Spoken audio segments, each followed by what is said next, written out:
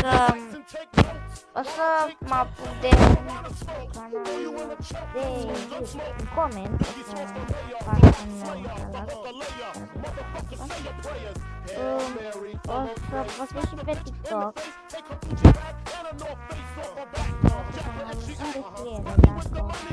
În descriere dacă TikTok și dacă Relax and take notes while I take totes of the marijuana smoke. Throw you in a choke, gun smoke.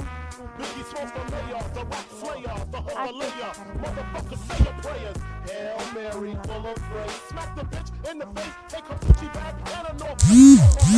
Jacka if she act funny with the money, oh you got me mistaken, honey. I don't wanna rape ya, I just want vreau to să zic că o să relax and take fac un notes canal de while I coment. take totes of the marijuana smoke.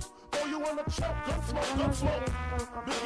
De Real Red sau ceva de genul, pentru că eu de la el m-am inspirat, deci nu dați cu hate, vă rog, pentru că sunt mai mulți copii de ăștia retardați care dă cu hate și chiar nu-i suport, adică, frate, de ce dai cu hate dacă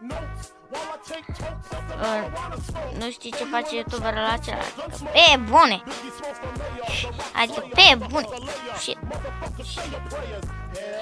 este foarte, foarte ciudat, adică de ce faci chestiile alea pe niște youtuberi sau niște youtuberi care se chinuie să facă fani, pentru că vrea și să fie faimoși și tu dai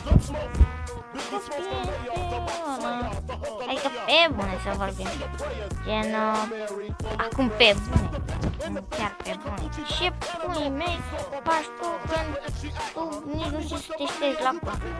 Fii la niște youtuberi de-ăștia mici și le zici, bă, tu copii pe pâinea zburătoare sau chestii de astea, știi? Adică na.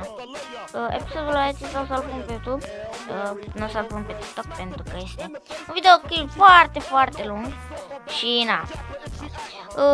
Mă inspir de la cineva de pe TikTok și de la Real Red, pentru că da. Eu o să închid episodul acesta aici. Pa! Relax and take notes while I take totes of the marijuana smoke. Throw you in a choke, gun smoke. Biggie Smalls the mayor, the rap slayer, the hooker layer. Motherfuckers say your prayers. Hail Mary, full of grace. Smack the bitch in the face, take her Gucci bag and a North Face off her back. Jacka if she act funny with the money, oh you got me mistaken, honey. I don't wanna rape ya, I just want the